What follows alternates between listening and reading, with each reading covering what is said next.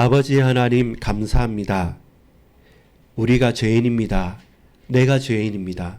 나는 도저히 의를 행할 수 없사오니 하나님, 하나님의 은혜로 하나님의 의롭다 하심으로 말미암아 칭의, 그렇게 나는 예수 그리스도로 말미암아 구원을 얻었고 의롭다 되었사오니 이제는 죄가 무엇이며 죄악과 그 행위의 결과를 알게 하시고 새롭게 되어 거듭나여 또한 하나님의 자녀 되어서 의롭다 하시는 은혜 또한 우리가 잘 알고 고백할 수 있도록 이날에 내 죄를 알고 구원의 은혜 또한 깊이 체험할 수 있도록 역사해 주옵소서. 믿고 감사드립니다.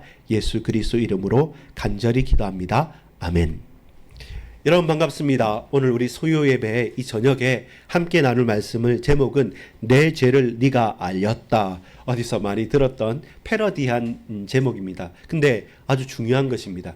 나의 죄를 내가 알아야지 그 죄에 대한 해답 혹은 해결책이 어디로부터 와서 어떻게 우리가 죄에서 해방받고 구원을 얻느냐를 발견할 수 있습니다. 나는 죄가 없다라는 사람은 구원받을 이유가 있습니까? 없죠. 왜 죄가 없다고 하는데. 근데 나는 죄인이기 때문에 이 죄를 다른 사람이 해결해 주는 것이 아니라 죄 문제는 누가 해결하십니까? 우리의 연약한 육신과 우리의 암이나 병에 걸렸다 그러면 의사 선생님이 해결할 수도 있어요. 근데 하나님을 떠난 죄는 하나님을 만나야만 해결을 받을 수 있잖아요. 그래서 하나님 떠난 원죄라는 것이죠. 창세기 3장에 하나님을 떠난 원죄는 하나님을 만나야 되는데 하나님 떠난 우리 인간은 하나님을 볼 수도 없고 하나님을 알 수도 없고 하나님에 대한 말씀과 의식조차도 불가능한데 어떻게 예수 그리스도로 말미암아 내가 죄인인 것과 그 죄에서 예수 그리스도로 말미암아 아바 아버지라 부르짖을 수 있는 하나님의 자녀로서 우리가 구원받게 된 것이죠. 그래서 저와 여러분이 정말로 집중하고 또 마음에 중요한 결단을 해야 된 것은 나는 죄인이다. 그래서 네 죄를 네가 아느냐 할 때 예, 압니다. 결코 용서받을 수 없는 죄인입니다. 그리고 도덕적인 죄가 아니라 하나님을 떠났다는 원죄, 심각하고 치명적이고 도저히 구원받을 수 없는 죄. 마치 이런 겁니다. 여러분, 물에 빠지면 사람이 허우적거리잖아요. 근데 수영을 잘하는 사람은 물에서 뜰 수 있습니다. 근데 문제는 여러분 100kg 정도 되는 아령과 역기를 여러분 발에 묶었다. 그럼 어떻게 되겠습니까? 아무리 수영이 잘하는 사람도 100kg 되는 그 아령을 혹은 역기를 내 발에 묶으면 그대로 쑥 빠져들게 됩니다. 100kg만 그런데 1톤을요. 여러분 자동차 안에 우리가 딱 갇혀서 밑으로 빠진다. 그러면 우리가 아무리 해도 묶여 있으면 탈출하기 힘들겠죠. 근데 1000톤, 10,000톤이라고 생각해 봅시다.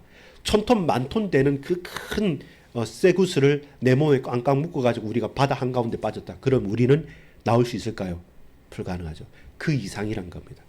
죄에서 건짐을 받는다는 것은 불가능한 일인 거죠. 말이 되지 않는 일입니다. 근데 말이 되지 않고 불가능한 일을 누가 하시느냐라고 할 때 우리는 복음인 이유, 가장 복된 소식, 가장 놀라운 소식인 이유는 전혀 말도 되지도 않고 불가능한 그 일을 하나님께서 예수 그리스도를 통해서 하신 그 일이 우리에게는 구원이요 복음이라는 사실입니다. 자, 집중.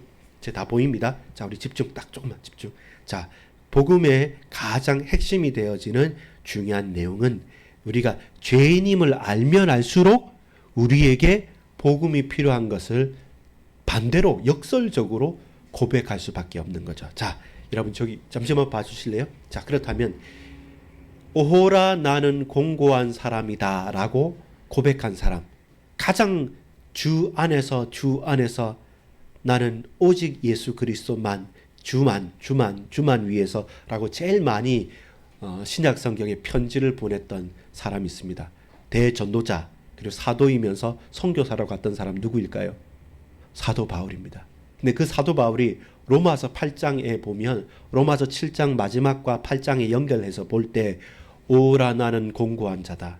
이 사망의 몸에서 누가 나를 건져내랴. 이 고백이 언제냐면 처음 예수님을 믿었을 때가 아니라 그 수십 년 동안의 사역을 하면서 마지막에 늙음하게 이제 더 이상 움직이기 힘들 정도로 노년의 노사도가 선교사가 사도 바울이 마지막에 이제 죽을 날 얼마 남지 않고 한 고백이란 겁니다. 그 얼마만큼 대단한 사역을, 큰 사역을 했습니까? 그런데 오라 나는 공고한 사람이다. 쉽게 말해서 세번역은 이렇게 고백합니다. 아, 나는 비참한 사람입니다. 아니, 그렇게 전도 많이 하고 선교 많이 한 사도 바울이 마지막을 놓고 봤을 때 보람되다. 이렇게 어려운 가운데서도 하나님은 우리에게 은혜 베풀어 주셨다라는 고백을 합니다만은 그것만 그치는 것이 아니라 내 마음과 내 뜻대로 내가 할 수 없다는 것을 평생 살아가면 살아갈수록 더 분명하게 봤다는 것입니다. 서론입니다. 한 사람의 탄식입니다. 사도 바울의 탄식입니다. 노년의 사도 바울의 선교사의 탄식입니다. 누가 보자면 가장 복음을 분명하게 알았고 가장 복음을 많이 전하였고 가장 멀리까지 분명하게 복음에 대한 깊이가 있는 사도 바울이 그의 노년에 마지막에 고백한 것이 뭐냐면 나는 비참한 사람입니다 라고 고백을 한단 말이죠. 이건 무슨 말입니까? 복음이 너무 좋다고 나 복음만 있으면 된다고 말하면서도 또 한편에서는 나는 비참한 사람입니다. 나는 너무나도 비참합니다. 이렇게 그냥 팍 죽고 싶습니다라는 그런 절규를 탄식을 한 이유가 무엇일까요?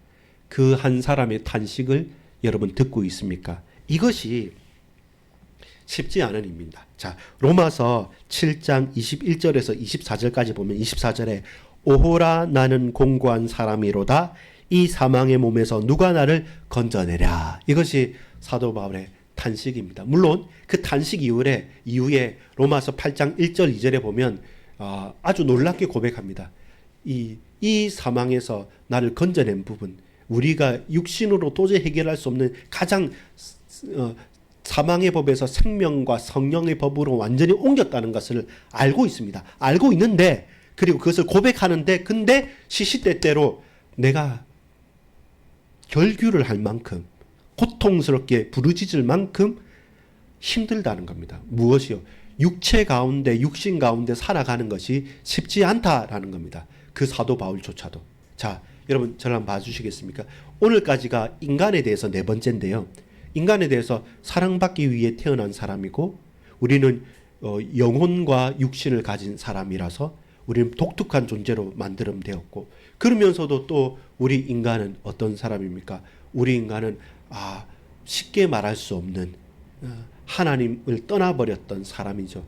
그러면서도 저와 여러분 누구입니까? 우리 공동체로 같이 살아가는 사람들이 아닙니까? 이걸 이렇게 3주 동안 배웠죠. 마지막으로 인간에 대해서 배울 건 뭐냐면 하나님 형상으로 지음받았고 인간은 이런 복잡다단한 존재이고 하나님께서 사랑받는 존재인데 근데 그 한 분 개인만이 아니라 공동체적으로서도 하나님의 자녀들로 이스라엘 나라로 우리는 은혜를 받았죠. 자, 집중. 여기 보세요. 자, 그런데 반드시 하나는 확인하면서 넘어가야 될 게 뭐냐면 따라합시다. 저를 보고 자 해주야. 자 따라합시다.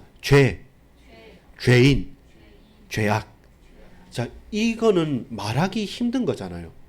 말하기 힘든 거고 말하기 어려운 거잖아요. 근데 로마서 7장 21절에 이런 말합니다. 그러므로 내가 한 법을 깨달았노니 곧 선을 행하기 원하는 나에게 악이 함께 있도다. 뭐냐면 내가 선을 행하기 원하고 구원받아서 하나님 자녀답게 잘 살기 원하는데 근데 또 다른 내 몸에 한 법이 있는데 그것은 뭐냐면 선을 행하지만 선을 행하지 않고 악을 행하는 법이 있다. 내 속사람으로는 하나님의 법을 즐거워하되 7장 23절에 내 지체 속에서 한 다른 법이 내 마음의 법과 싸워 내 지체 속에 있는 죄의 법으로 나를 사로잡는 것을 보는도다. 내 마음속에 의의 법과 죄의 법이 갈등을 이루고 있다는 겁니다. 그래서 나는 너무 힘겹다. 비참하다. 항상 은혜 받는 것을 사모하지만 시시때때로 죄의 법과 그리고 그 갈등하는 육신의 법 때문에 내가 넘어지기도 하고 낙심하기도 하고 흔들리는 내 모습을 볼 때 사도인 나도 비참할 때가 있다라고 고백을 하는 겁니다. 나도 내가 왜 그런지 모르겠습니다. 이것이 우리의 고백이잖아요. 예수 믿고 나서 다 구원받았고 좋다 하는데 근데 항상 좋습니까?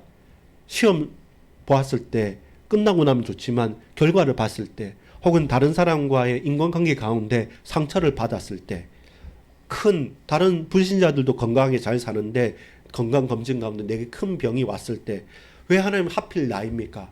왜 하필 내게 이런 문제를 주십니까? 라고 우리는 하나님께 항변하기도 하고 또 흔들리기도 하는 모든 것들 분명히 이 정도는 됐겠다 싶은데 그렇지 않을 때, 그때마다 여러분 나도 나를 잘 모르겠습니다 라고 하는 것이 한 사람의 탄식인 겁니다. 절규인 겁니다. 근데 여러분 낙심하지 말 것은, 위안을 삼을 건 뭐냐면, 이 고백을 누가 했냐면 구원받고 전도하고 선교하고 그 마지막에 최고의 모델적인 사도 바울이 그 노년에 한 말이란 겁니다. 그러면 무엇입니까? 우리는 더한 거죠.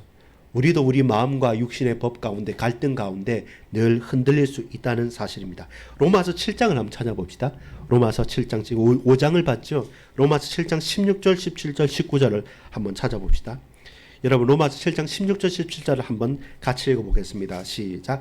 만일 내가 원하지 아니하는 그것을 행하면 내가 이로써 율법이 선한 것을 시인하노니 이제는 그것을 행하는 자가 내가 아니요 내 속에 거하는 죄니라. 그래서 율법으로 딱 봤을 때 왜 이거 율법을 어기지? 나는 이거 안 하려고 하는데 왜 나는 안 해야 되는 거 알면서도 이렇게 하냐? 그러면 뭡니까? 그것은 내가 그렇게 하는 게 아니라 내 속에 뭐예요? 내 속에 거하는 죄니라. 19절에 보면 이렇게 말합니다. 내가 원하는 바 선을 행하지 아니하고 도리어 원하지 아니하는 바 악을 행하는도다. 그래서 우리 마음에 여러분 완전 무결하거나 온전해서 전혀 낙심도 안 하고 확신만 하고 너무 믿음 좋게 살아간다는 사람이 보입니까? 아니요. 그 속는 모습입니다. 안 그렇습니다. 사도 바울도 마음으로는 하나님의 뜻을, 하나님의 법을 따르지만 육신으로는 항상 이 죄법 아래 영향을 받고 흔들리면서 성장해 갔다는 것도 사도 바울의 고백인 것이죠. 그래서 여러분 한 사람의 탄식을 우리는 들었습니다. 그러면 이 탄식이 바울의 탄식이라고 한다면 우리는 어떻겠습니까? 훨씬 더 많은 탄식을 할 수 있다는 것입니다. 그게 서론이었습니다. 한 사람의 탄식을 보았습니다. 나도 내 마음 같지 않고 왜 나는 흔들리는가? 낙심할 만하죠. 근데 여러분 낙심하지 말 것은 바울도 그러했다. 낙심하지 마십시다. 이거는 당연한 것이고 정상적인 겁니다. 근데 뭐가 다른 거냐? 이렇게 탄식하는 불신자와 탄식하는 믿는 사도 바울과의 차이는 무엇인가라는 것은 죄에 대한 바른 인식과 죄 문제에 대한 해답을 소유한 것, 그것이 다른 겁니다. 자, 보세요. 문제는 이겁니다. 네 죄를 네가 알렸다, 이렇게 제목이었죠. 그러면 여러분 우리는 본론에서는 제목이 뭐냐면 내 죄를 내가 알 수 있습니까? 라는 질문을 해야 됩니다. 정말로 나에게 문제가 뭔지, 진정으로 내게 있는 죄가 뭔지를 내가 제대로 알면 그러면 그 문제에 대한 해답도 볼 수가 있는 겁니다. 큰 문제가 뭐냐면 문제를 알지 못하니까 해답 자체를 찾을 수 없는 겁니다. 어떻게 하다가 이런 지경까지 이르렀을까요? 자, 본론의 첫 번째입니다. 따라합시다. 하나님의 형상으로서 인간은 사랑받는 존재입니다. 이것이 우리가 지난 3주 동안 한 겁니다. 하나님의 형상으로서 인간은 사랑받는 존재입니다. 그렇게 우리는 지음을 받았단 말입니다. 우리 공동체가 그렇게 지음을 받았습니다. 자, 근데 문제는 그러나 따라합시다. 그러나 죄인의식, 죄의식을 가지라고 하는 게 아닙니다. 죄의식을 가지라는 게 아니라 우리는 죄인이라고 하는 의식을 가지고 있어야 돼요. 죄의식을 가지면 맨날 움츠러듭니다. 근데 죄 문제를 해결받은 의인인 죄인이라는 의식, 죄 문제를 해결받지 못한 죄의식을 가진 게 아니라 죄 문제를 해결받은 죄인이라는 의식을 가지라는 겁니다. 자, 이게 왜 중요하냐면 시편 8편 5절에 보면 그는 하나님보다 조금 못하게 하시고 영화와 종기로 관을 씌우셨나이다. 여러분, 우리는 그만큼 하나님보다 조금 못한 존재로서 지음을 받았기 때문에 우리하고 죄하고는 사실 상관이 없는 존재로 지음을 받았습니다. 근데 문제는 아담과 하와가 처음부터 하나님께 책임을 돌렸어요. 아담이 이거 하나님께서 지어주신 그 여자가 나한테 먹으라 했습니다. 이렇게 창세기 3장 12절 보면 책임 전가부터 하는 게 누구냐면 첫 인간이에요. 또한 창세기 4장 8절에 보면 분노 때문에, 화가 난 것 때문에 동생 가인이 동생 아벨을 때려 죽이는 겁니다. 사람이 많지도 않아요. 몇 명 되지도 않는데 그 인간의 조상들이 처음부터 내 마음에 들지 않는다고, 왜 하나님께서 이 아벨의 제사를 받고 가인이 나의 제사를, 형의 제사를 받지 않습니까? 정말 기분 나빠요 하면서 안 볼 때 아벨을 때려 죽인단 말입니다. 쳐서 죽인단 말입니다. 처음부터 형제를 죽인단 말입니다. 살인한단 말입니다. 이것이 인간이죠. 그래서 인간은 너무 귀엽고 너무 사랑스럽고 선한 존재이기보다는 인간은 죄인이구나, 악한 존재이구나 라는 죄인에 대한 의식이 있어야 돼요.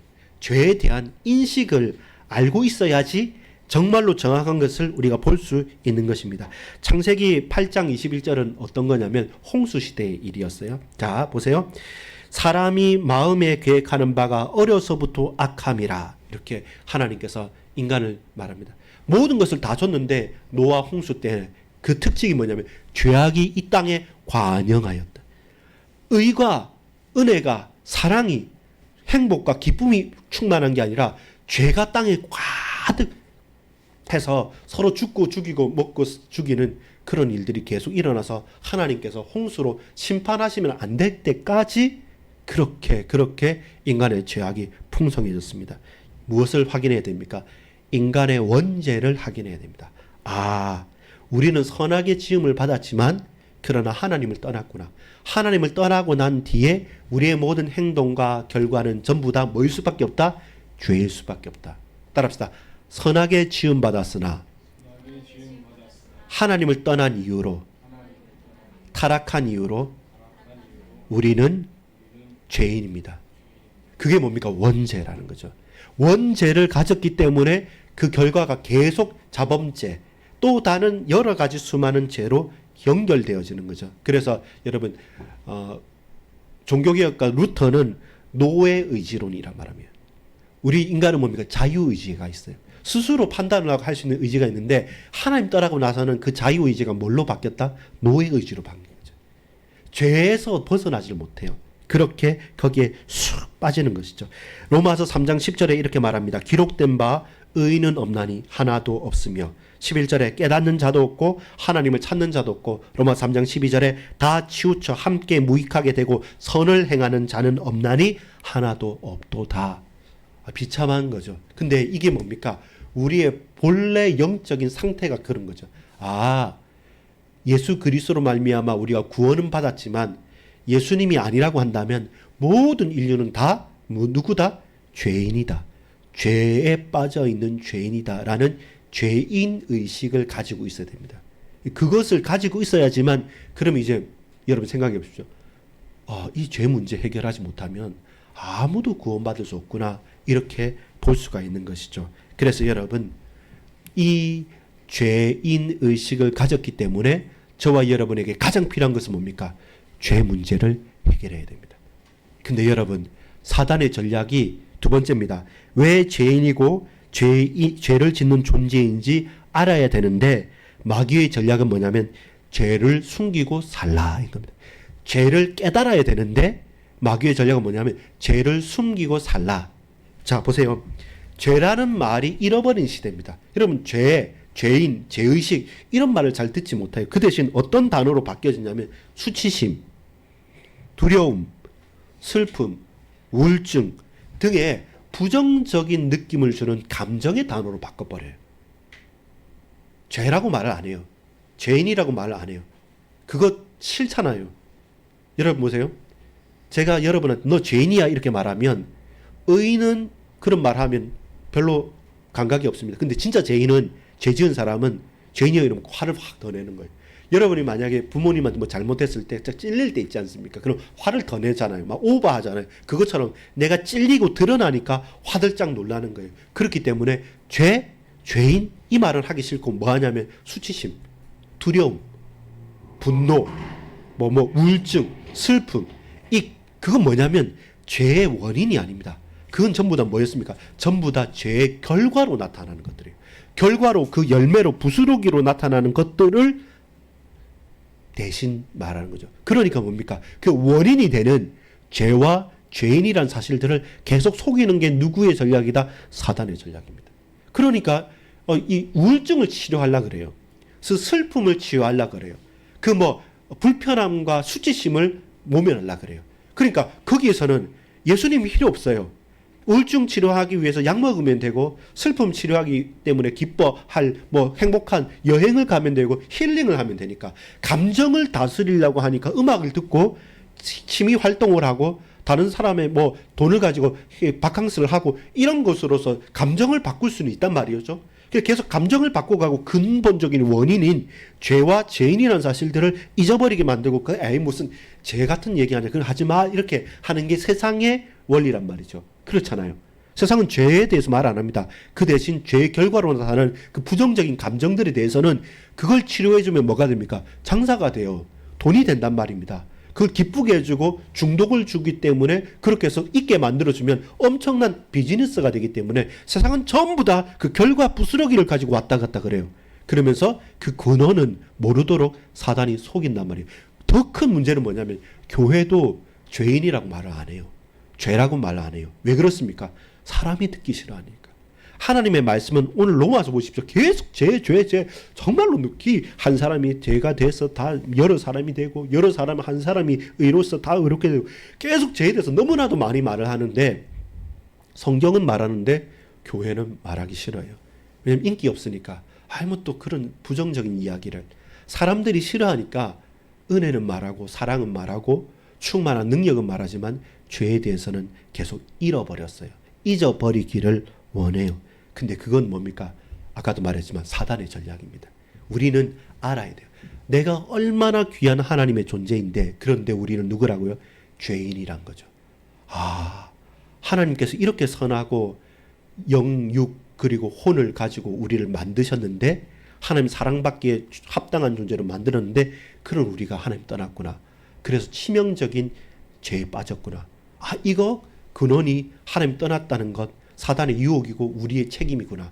이거 빨리 바꿔야 되겠구나. 하나님을 붙잡아야 되겠구나. 이렇게 보여야 되는데, 그거 싹 빼버리고 우울, 슬픔, 모멸감, 수치심, 두려움, 그거 바꿀 수 있습니다. 자, 하하하 웃어봅시다. 좋은 걸 생각하세요. 힐링을 하세요. 운동을 잘 하세요. 일찍 자세요. 이런 거 먹어야 돼요. 자, 이럴 때는 우리 이렇게 심리를 해봅시다. 미술 치료도 해볼까요? 독서 치료도 해볼까요? 자, 이렇게 이런 참선도 해봅시다. 여러 가지 많은 세상의 일들이 계속 그렇게 나름대로의 해답을 찾아가면서, 이 시간도 여러분 집중 못하잖아요. 딴 거 하잖아요. 나름대로의 해답을 찾아가면서 결국 뭡니까? 근본적인 문제의 원인은 찾지 못하게, 찾기 싫어하게, 그것에 대해서는 관심을 가지지 않는 것이 교회의 문제가 된 거죠. 그래서 여러분, 정말로 구원에 대해서 진정으로 하나님 자녀의 축복에 대해서 안다면 죄인이라는 의식을 늘 가지고 있어야 돼요.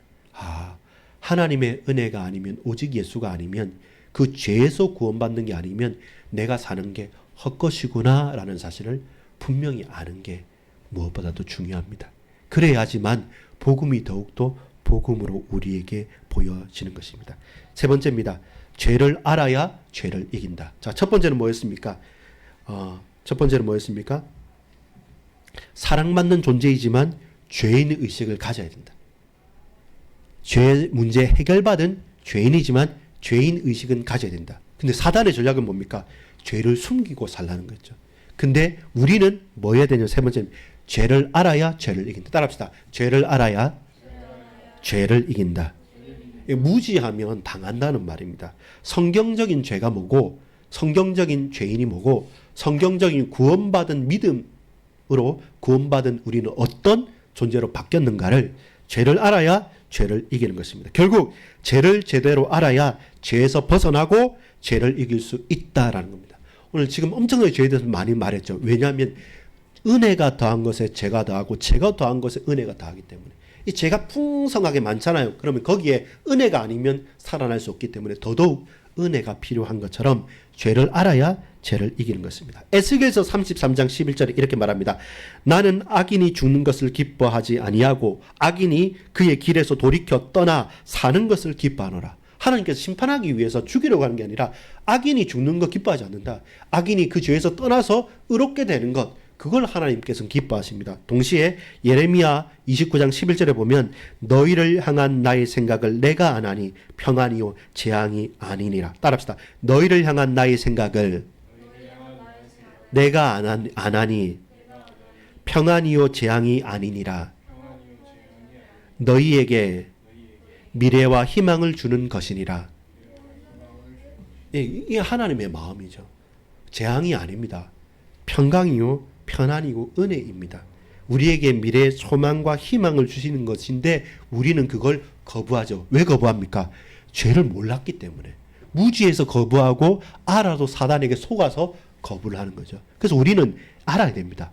진짜 근본적인 문제가 뭔지, 우리의 본질적인 상태가 뭔지 알고 거기에서 구원하시는 이 오직 예수 그리스도를 아는 것이죠. 너희가 온 마음으로 나를 구하면 나를 찾을 것이요 나를 만나리라.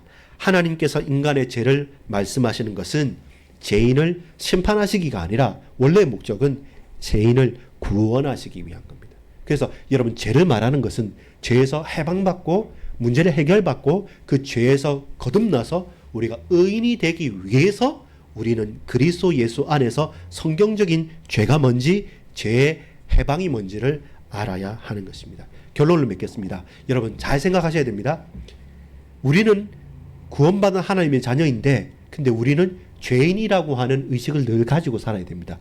우리가 하나님이 아니면 이 죄에서 벗어날 수 없었다. 근데 하나님께서 우리를 사랑하셨다. 왜? 하나님의 형상대로 지음받은 사람이니까. 근데 사단은 속인다. 어떻게 속입니까? 죄를 숨기고 싶다는 겁니다. 죄를 말하지 않겠다는 겁니다. 그걸 교묘하게 죄의 결과인 다른 우울이나 슬픔이나 수치심이나 두려움으로 계속 바꿔서 그것만을, 결과만을 해결하려고 하니까 결국 뭡니까? 근원이 해결이 안 되니까 아무것도 바뀌지 않아요. 계속 거기에 매이고 중독이 된단 말이죠. 그래서 우리는 어떤 해답을 가지고 있어야 됩니까? 죄를 알아야 죄를 이긴다. 따라서 죄를 알아야 죄를 이긴다. 예, 그게 핵심인 거죠. 제대로 알아야지 제대로 이긴 거죠. 그래서 우리에게 따라합시다. 결론입니다. 죄인됨을 인정할 때 하나님의 사랑의 극치인 누구를? 예수 그리스도를 볼 수 있습니다. 그래서 사람이 해결할 수 있는 게 아니잖아요. 예수님께서 죄인이 아니신데 의인인데 대신 죄를 담당하신 것이죠. 그래서 예수님께서 십자가 지신 이유는 왜 십자가 지십니까? 하나님이 나의 죄 때문에. 그래서 우리가 십자가 내가 볼 때 우리가 십자가를 붙잡고 가는 이유는 뭐냐면 내 죄를 예수님께서 대신 지시고 끝장냈기 때문에. 그래서 그 십자가를, 피 묻은 십자가를 왜 피 묻어야 됩니까? 죄는 죽지 않으면 해결이 안 되기 때문에. 내가 죽어야 되는데 예수님께서 온 인류를 위해 대신 죄 없으신 분이 죽으셨다는, 그것이 성경의 유일한 해답이었고 성경의 유일한 죄에서 해방받는 단 하나의 길이었기 때문에 우리는 죄를 생각할 때마다 누구를요? 예수 그리스도를 고백하지 아니할 수 없는 것입니다. 그래서 예수 그리스도로 말미암아 우리는 죄에서 해방을 받은 것입니다. 요한복음 3장 17절에 하나님이 그 아들을 세상에 보내신 것은 세상을 심판하려 하심이 아니요. 따라합시다. 그로 말미암아 세상이 구원받게 하려 하심이라. 그렇죠. 이것이 예수님을 보낸 이유입니다. 심판받기 아니라 예수님을 통해서 구원받기 위해서 우리에게 보내신 것입니다. 요한복음 16장 8절에 그가 와서 따라합시다. 죄에 대하여, 의에 대하여, 심판에 대하여.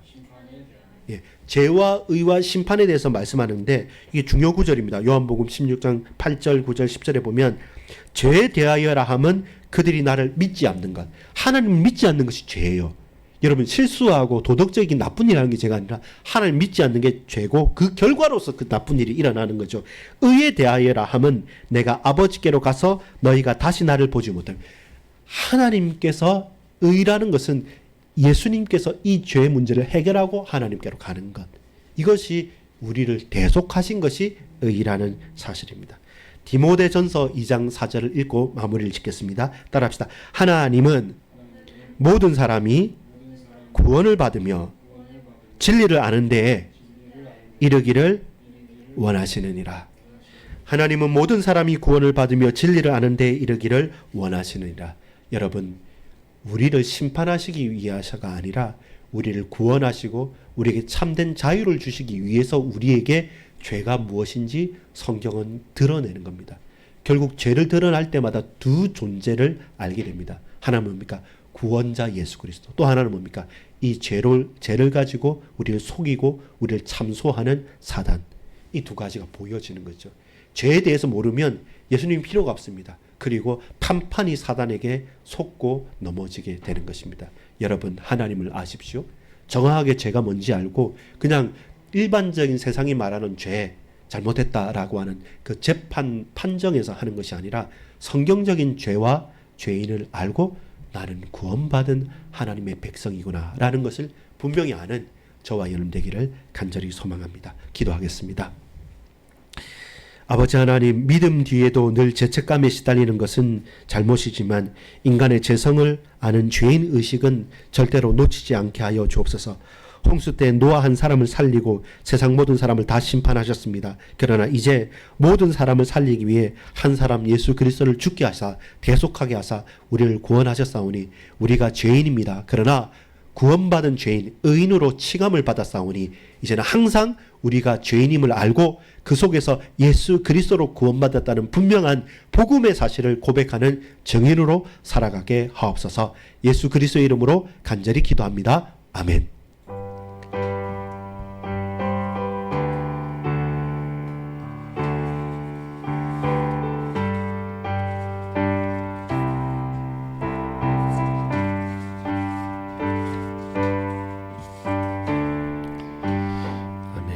찬송가 446장을 말씀을 생각하면서 찬양하겠습니다. 찬송가 446장입니다. 주 음성 외에는 참 기쁨 없도다.